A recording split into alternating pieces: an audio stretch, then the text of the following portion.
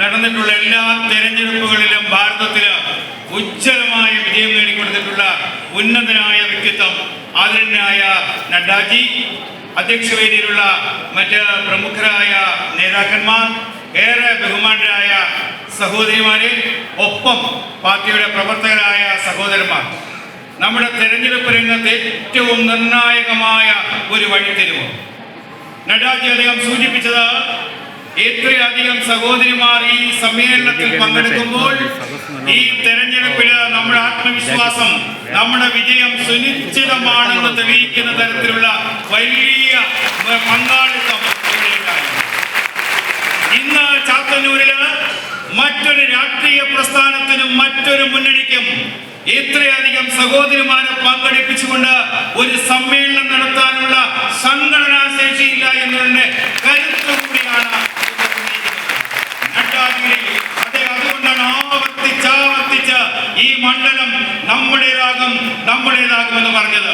അദ്ദേഹം സൂചിപ്പിച്ചതുപോലെ 2016-ലെയും 2021-ലെയും നിയമസഭാ തെരഞ്ഞെടുപ്പിൽ 2ാം സ്ഥാനം വന്നെങ്കിൽ ഇക്കുറി 1ാം സ്ഥാനത്തെത്തുവാൻ, താമര വിരിയുന്ന മണ്ഡലമായിട്ട് ചാത്തന്നൂരിനെ മാറ്റുവാൻ ഒക്കെ നമ്മുടെ ആരാധനായ നമ്മുടെ പ്രധാനമന്ത്രിയുടെ പ്രതിനിധിയായി കേരള നിയമസഭയിൽ ഉണ്ടാകാൻ ഒരവസരം. ഞാൻ മത്സരിക്കുമ്പോൾ 2016-21 2 നിയമസഭാ തെരഞ്ഞെടുപ്പുകളില് ദേശീയ നേതാക്കന്മാരാണ് ഈ സമ്മേളന വേദിയിൽ നമ്മുടെ എല്ലാ പരിപാടികളിലും പങ്കെടുത്തത്. 2016-ൽ അന്ന് പാർട്ടിയുടെ മുൻ അധ്യക്ഷനായിരുന്ന, ഇപ്പോൾ പ്രതിരോധ വകുപ്പ് മന്ത്രിയായിരുന്ന ശ്രീ രാജ്നാഥ് സിംഗ് നമ്മുടെ പരിപാടി ഉദ്ഘാടനം ചെയ്തു. അന്ന് 2016-ൽ നമ്മുടെ എല്ലാം ദുഃഖത്തിലാഴ്ത്തിയ കുറ്റിങ്ങൽ ദുരന്തമുണ്ടായി. ആരാധനായ നമ്മുടെ പ്രധാനമന്ത്രി മോദിജി ചാത്തന്നൂരിന്റെ മണ്ണിൽ പരവൂരിൽ കുറ്റിങ്ങൽ ക്ഷേത്ര മൈതാനിയിൽ നമ്മുടെ ദുഃഖത്തിൽ പങ്കെടുക്കാൻ അദ്ദേഹം വന്നു. 2021 നിയമസഭാ തെരഞ്ഞെടുപ്പിൽ ഏറ്റവും കരുത്തനായ നേതാവ്, കേന്ദ്ര ആഭ്യന്തര വകുപ്പ് മന്ത്രി, മുൻ പാർട്ടിയുടെ ദേശീയ അധ്യക്ഷൻ അമിത്ഷാജി പരവൂരിൽ കുറ്റിങ്ങൽ മണ്ണിൽ ആയിരങ്ങളെ സാക്ഷി നടത്തിയ ഉദ്ഘാടന പരിപാടിയുണ്ട്. എന്നിതാ കേന്ദ്രത്തിന്റെ ആരോഗ്യ വകുപ്പ് മന്ത്രി, പാർട്ടിയുടെ മുൻ ദേശീയ അധ്യക്ഷൻ, തന്റെ പ്രവർത്തന മണ്ഡലങ്ങളിൽ വിജയങ്ങൾ മാത്രം കൊയ്തിട്ടുള്ള നഡ്ഡാജി നമ്മുടെ ഈ സമ്മേളന പരിപാടി ഉദ്ഘാടനം ചെയ്യാൻ വന്നു. അദ്ദേഹം സൂചിപ്പിക്കേണ്ടായി, പാർട്ടി അധികാരത്തിൽ വന്നാൽ, പാർട്ടി വിജയിച്ചാൽ എന്തൊക്കെ ഇവിടെ ചെയ്യുമെന്ന്.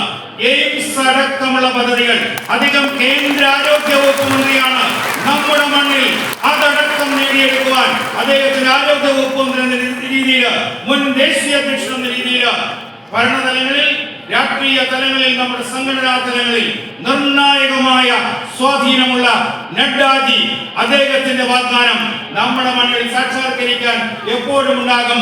അദ്ദേഹം സൂചിപ്പിച്ചതുപോലെ പൊതുസമൂഹത്തിന് വേണ്ടി ജനങ്ങളുടെ വിശ്വാസം അർപ്പിച്ചുകൊണ്ട് മോദിജിയുടെ ഗവൺമെന്റ്, മോദിജി എങ്ങനെ പോകുന്നോ ഈ രാജ്യത്തിലെ പ്രധാനമന്ത്രിയല്ല ഞാൻ, പ്രധാന സേവകനാണ് എന്ന് പറഞ്ഞതുപോലെ നിങ്ങളുടെ സേവകനാകാൻ ഒരവസരം താമര അടയാളത്തിൽ രേഖപ്പെടുത്തി വിജയിപ്പിക്കണം എന്ന് മാത്രം പറഞ്ഞുകൊണ്ട് ഏറെ തിരക്കുകൾക്കിടയിലും ഈ പരിപാടിയിൽ വന്ന നഡ്ഡാജി आपको बहुत धन्यवाद।